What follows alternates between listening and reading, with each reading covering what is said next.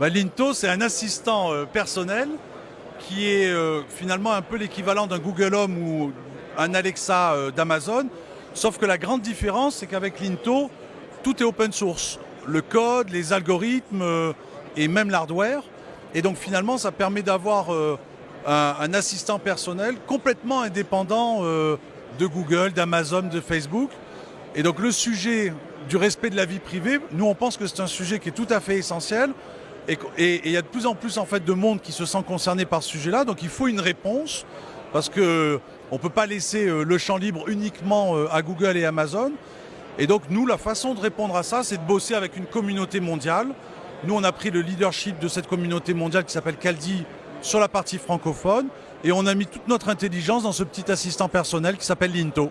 Et du coup, c'est quand même connecté aux grands outils de recherche, etc. Ou tout le système est complètement indépendant? Ouais, c'est une bonne question. Quand tu veux faire une recherche, par exemple, si je demande qu'est-ce que c'est que WeDoBiz, eh ben, je vais aller faire une recherche sur Wikipédia.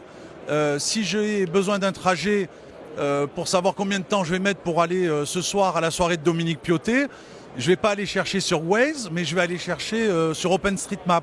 Donc on essaie, en plus d'avoir un écosystème de services numériques qui soient tous indépendants de Google, d'Amazon, de Facebook et consorts. Alors vous en êtes où aujourd'hui? C'est lancé, c'est commercialisé, vous êtes en crowdfunding, comment ça se développe là? Bon, alors c'est vraiment tout chaud, hein, tout nouveau, ça vient juste de sortir. Quelques jours avant, on a deux Fab Labs qui ont bossé en fait sur le prototype. Ça c'est un des deux projets qu'on présente aujourd'hui.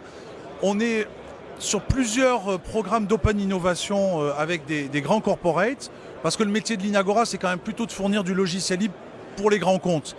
Et donc on bosse avec EDF et avec la Société Générale dans deux programmes d'open innovation.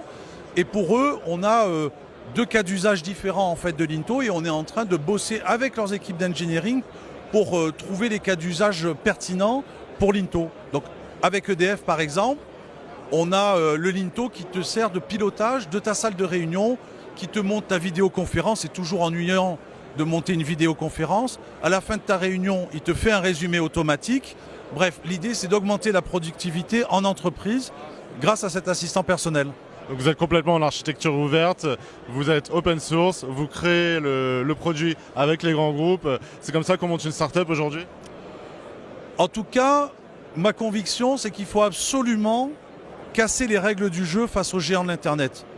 Celui qui veut essayer de concurrencer Google ou Amazon sur son propre terrain de jeu avec les mêmes modèles économiques, je pense que franchement, ça va être très compliqué pour lui. Donc nous, on disrupte complètement le modèle et on joue un jeu avec des règles complètement différentes.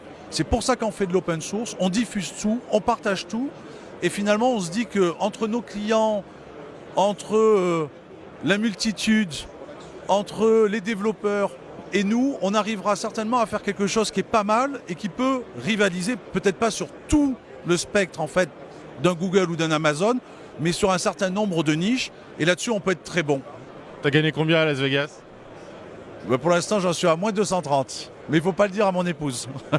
Faut trouver des investisseurs alors. Ouais, il faut. Bon, pour $230, je vais essayer de me refaire ce soir. Merci.